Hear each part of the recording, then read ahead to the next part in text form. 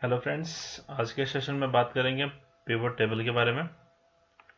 Pivot table एक powerful tool है किसी भी डेटा को कैलकुलेट करने के लिए या फिर उसको समराइज करने के लिए या उसको एनालिसिस करने के लिए, डेटा एनालिसिस करने के लिए। इसके बेसिस में आप किसी भी डेटा में कंपैरिजंस कर सकते हैं, आप पैटर्न चेक कर सकते हैं या कोई भी ट्रेंड इसमें आप चेक कर सकते हैं। चलिए स्टार्ट करते हैं किस तरीके से हम इसको अप्लाई करेंगे। मेरे पास एक डेटा सेट अवेलेबल है, एक डमी डेटा अवेलेबल है। इसको किस तरीके से हम यूज करेंगे इस पे तो चेक कर लेते हैं। इसको अलग अलग तरीके हैं। एक तो शॉर्टकट कीज है, इसकी शॉर्टकट की इसकी है ऑल्ट डी पी एफ। ये तो शॉर्टकट की हो गई।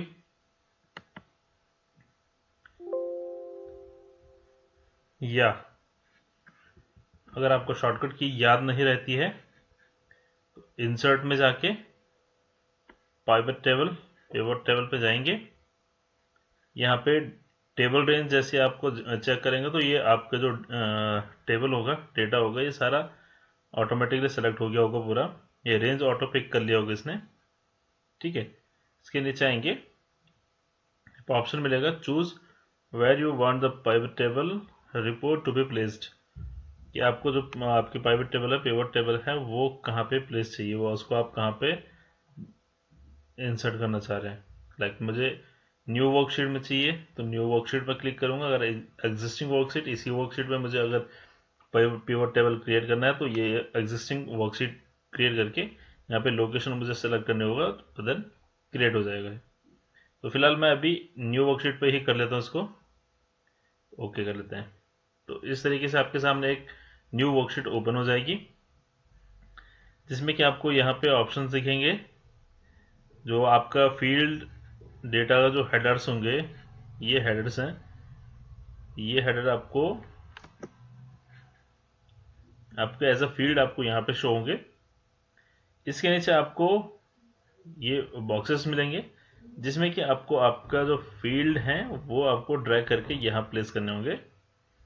जिस तरीके से आप अपना डेटा देखना चाहते हैं, जिस तरीके से आप डेटा एनालिसिस करना चाहते हैं अपना, उसके अकॉर्डिंग आप यहाँ पे जो फील्ड है उनको ड्रैग करके ड्रॉप करेंगे।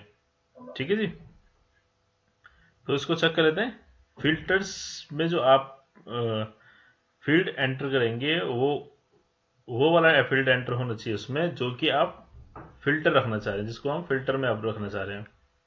ठीक है, कोई भी डेटा जिसको आप कॉलम वाइज देखना चाह रहे हैं, लाइक कॉलम में आप वो डेटा चाहिए आपको तो आप उसको कॉलम में रखेंगे। रोज में आप उसमें रखेंगे जो रो वाइज जिस डेटा को आप चेक करना चाह रहे हैं। और वैल्यूज में आपको वो डेटा आएगा जो आपको, जिसकी आपको रिटर्न वैल्यू चाहिए, जो आपको डेटा चाहिए। ठीक है जी। एग्जाम्पल के तौर पर बता देता हूँ कि मुझे चाहिए डेट वाइज एजेंट का टोटल कॉल काउंट। ठीक है जी। डेट वाइज मैं फिल्टर में लगा देता हूँ, वीक वाइज मुझे एजेंट का काउंट निकाल लेते हैं सो दैट कि मेरा जो फील्ड है वो सारे मेरे को यहाँ पे शो हो जाए।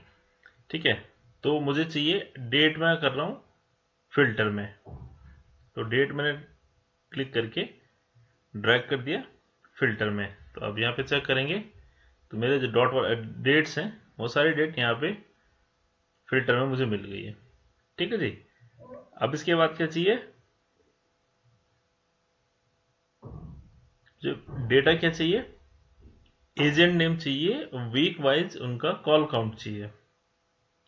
ठीक है जी। तो मैंने एजेंट नेम सेलेक्ट कर दिया एंड ड्रैग करके ड्रॉप कर दिया रो में। ठीक है जी। अब मुझे क्या चाहिए, यहाँ पे वीक वाइज कॉल काउंट चाहिए, तो वीक में ले रहा हूं कॉलम में। ठीक है जी। अब आ गया मेरा कॉलम में वीक आ गए और रो में मेरा एजेंट आ गए।